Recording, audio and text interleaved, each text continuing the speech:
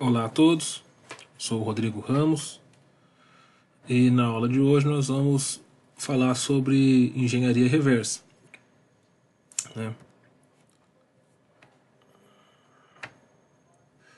Bem, na ideia aqui de banco de dados, a engenharia reversa é uma transformação entre modelos. No caso, nós estávamos até então modelando, dado um requisito do cliente, dado um texto, nós modelávamos o problema usando diagrama, né, entidade de relacionamento, e depois aprendemos a mapear isso com o modelo relacional.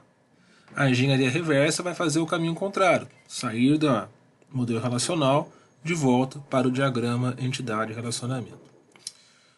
Isso no escopo de banco de dados, né?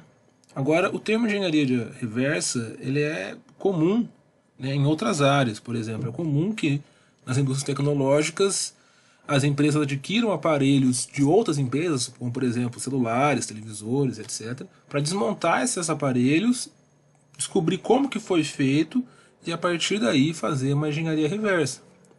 Então, às vezes, quando você, quem programa web, né, acessa um site bonito, uma funcionalidade do site, quer saber como foi feito, se a funcionalidade tiver em JavaScript, HTML, CSS, você consegue, né, inspecionando um elemento, descobrir como aquilo foi feito. É um processo de engenharia reversa. Tá? Ao longo da história também, a engenharia reversa foi muito utilizada durante guerras, a ideia de você adquirir um avião, um tanque de guerra, um equipamento tecnológico do oponente, a fim de descobrir como que ele fez aquilo, para você poder copiar e fazer também. Tá? Então é um termo comum aí na indústria, é uma utilização na ideia de você pegar algo pronto, desmontar, ou seja, voltar para um processo anterior àquele que você está. Bem, como eu havia comentado, no nosso contexto aqui eu tenho o modelo de cidade de relacionamento, os retângulos, losangos, né? Aplico as regras de mapeamento e tenho um modelo relacional. E eu consigo voltar do modelo relacional para o modelo entidade relacionamento. Mas por que é importante saber engenharia reversa, né? Bem, você pode trabalhar, chegar numa empresa, em algum lugar, e ter que utilizar um banco de dados que foi feito de forma empírica, sem nenhum tipo de documentação, sem nenhum modelo, e você tem dificuldade de conseguir montar as suas consultas, as suas queries, e você precisa de um modelo para te ajudar a entender como aquele banco funciona, para ajudar na documentação, comunicação entre o cliente e os demais os stakeholders, né, da aplicação. Outra parte que eu acho que é a que mais vai acontecer, que é a mais comum de isso acontecer, é quando você tem um esquema, você tem um modelo do banco de dados e esse modelo acaba ficando defasado com o tempo, ou seja, você modelou, transformou em SQL, está usando o seu banco, e aí você teve que colocar uma nova tabela, teve que mudar uma coluna, teve que alterar alguma informação no seu banco, e o modelo que você tinha já não corresponde mais com a realidade. Isso, pessoal, é muito comum, tá? Vocês vão ver aí matérias de diagrama, como mexer com ML. É muito comum que você crie toda uma documentação de diagramas para um sistema e com o passar do tempo você acaba modificando o código e você não reflete a mudança do código no seu diagrama. Tá? Então, como eu disse, eu acho que a utilização de engenharia reversa é mais comum nesse contexto. Tá? E não está aqui no slide, mas fica aí como uma dica, a engenharia reversa eu vejo como uma boa forma de treinar o mapeamento, porque funciona como tirar a prova real, né? Seria como você fazer a multiplicação e depois a divisão. Né? Fica uma dica aí para vocês, por exemplo, pega um problema, mapeia um problema, transforma ele em modelo relacional, depois aplica a engenharia reversa para voltar para o modelo anterior. Assim você consegue treinar bem as regrinhas de mapeamento, ok? Bem, aí existem algumas formas de fazer o processo de engenharia reversa. Aqui na aula vamos utilizar uma que vai minimizar o retrabalho, ou seja, você não vai ter que ficar apagando relacionamento, entidade, nem atributo. Então, seguindo a ordem aqui da aula, vocês não vão ter que ficar apagando coisas. Tá? Você, será que você quer uma tabela, será que é um relacionamento? Seguindo aqui vai dar tudo certo. Bem, a primeira coisa é, dado o modelo relacional, dado um conjunto de tabelas, identificar quais tabelas correspondem às entidades do meu diagrama. Depois identificar os relacionamentos 1 para 1 e 1 para n, Observe que aqui eu não tenho relacionamento 1 para N, porque ele já está na linha de cima, né? Nessa primeira passada aqui eu já vou encontrar os N para N, porque no contexto de tabela, no modelo relacional, o relacionamento N para N, de muitos para muitos, ele é uma tabela que eu vou voltar ele antes de chegar até aqui. Então o segundo passo é 1 para 1, 1 para N, definição de atributos e identificar as chaves, né, de cada entidade. Então, tem aqui então um sistema acadêmico já mapeado, já no modelo relacional, e eu preciso voltar ele para o diagrama. Observe que aqui eu tenho várias tabelas, tá? Disciplina, curso, currículo, sala, prédio, turma, laboratório, e nem todas essas tabelas aqui vão ser entidades, ou entidades fortes até, né, no meu diagrama. Primeiro passo, né, que uma tabela ela pode ser uma entidade, que é o que a gente está interessado a princípio, né, um relacionamento N para N, uma entidade especializada, ou então um atributo multivalorado. Se vocês lembrarem das regras do mapeamento, são essas aí que geram novas entidades. Bem, o ponto principal que mais ajuda na hora de fazer engenharia reversa é olhar a chave primária. Então, com a chave primária, a gente consegue já resolver boa parte dos problemas. Então, a primeira regra é a seguinte: se eu tenho uma chave primária que ela é composta de mais de uma chave estrangeira, eu tenho uma situação de N para N. Eu tenho, na verdade, aquilo ali que eu estou é um relacionamento. Então, essa tabela vai se transformar num relacionamento N para N. Se a gente lembrar lá da... Bem, melhor não mostrar aqui a tabela, né? Que é o caso aqui do currículo. Então o currículo ele tem duas chaves primárias. Então uma chave primária composta de dois atributos. E todos os elementos da minha chave primária são chaves estrangeiras de tabelas diferentes. Outra coisa que conta muito na engenharia reversa, também como comentei em sala, né, é um bom senso. Você observar que eu tenho a tabela currículo, referencia curso, referencia disciplina. Faz sentido imaginar que existe uma relação entre curso e disciplina que é de muitos para muitos, que gerou a tabela currículo. Ok? E eu também tenho um atributo aqui, que ele é obrigatório e opcional, atributo só provavelmente um atributo booleano, que não vai estar na minha chave. Então, a primeira coisa que eu vou fazer é transformar isso daí de volta, deixar essa tabela para ser entidade, e já aproveito também para colocar aqui disciplina e curso. Ok? Já que é óbvio que eles têm esse tipo de relacionamento.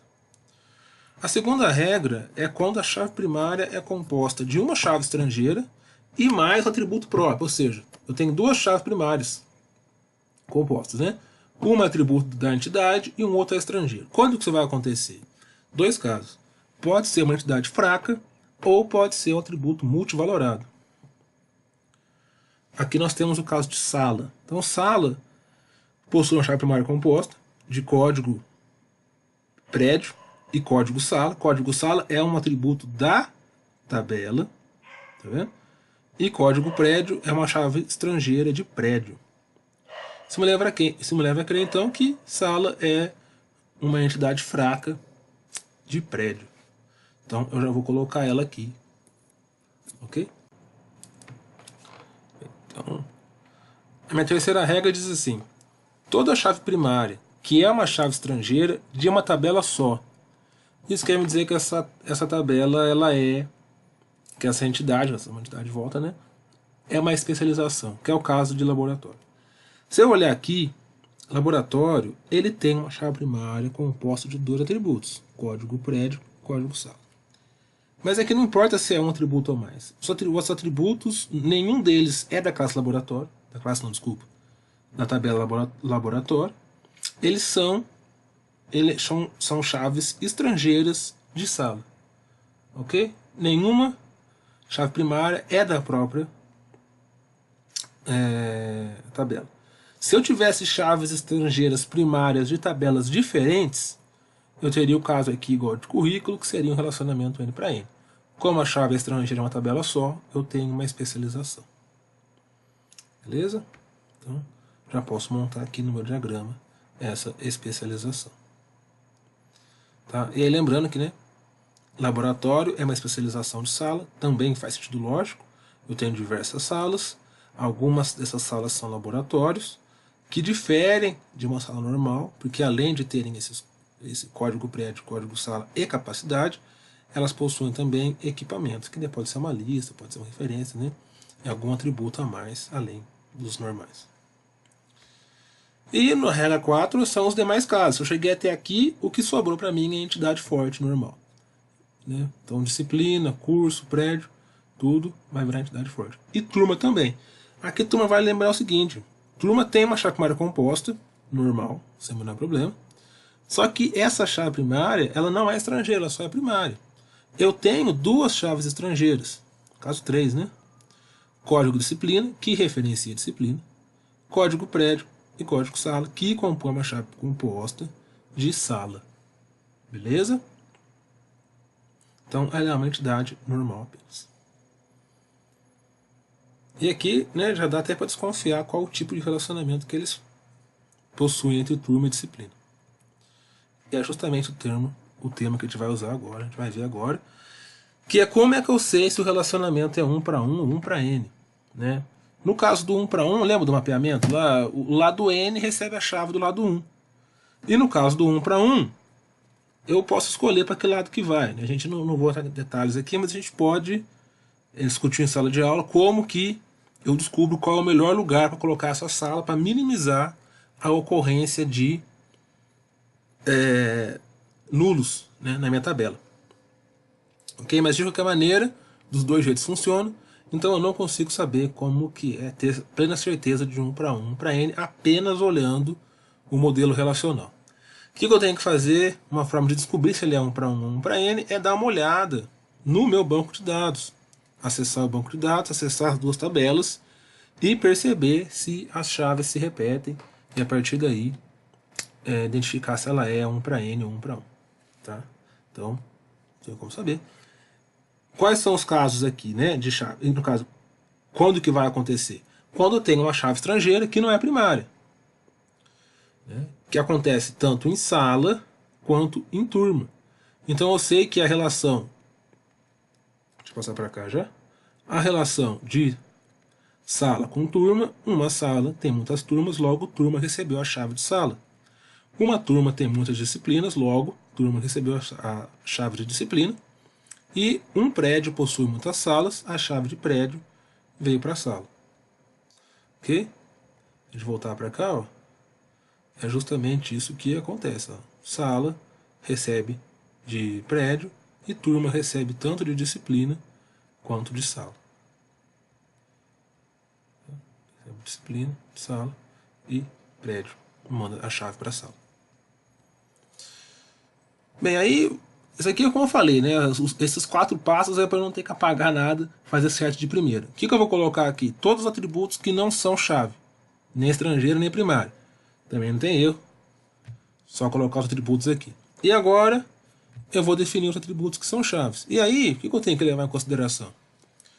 O atributo que é chave estrangeira, ele só aparece na tabela no modelo relacional. No meu diagrama de relacionamento, ele não vai aparecer. Então, o que for chave estrangeira, eu não coloco. Ok? Tá? Então, está aqui o meu diagrama completo, com as chaves primárias, chaves estrangeiras, todas aqui. E aqui eu coloquei, né, que código é uma chave parcial de sala. Beleza, pessoal? Aí nós temos uma observação que eu já havia dito, né, sobre a questão de turma, tá? Que é uma chave composta por 2 elementos. Coloquei aqui só para a gente deixar claro que é uma chave composta. Nós temos aí 2 exercícios. Então nós temos aqui o modelo relacional desse exercício aqui e desse outro exercício aqui, que vocês devem fazer a engenharia reversa deles e postar no Moodle. Beleza? Então é isso. Até mais.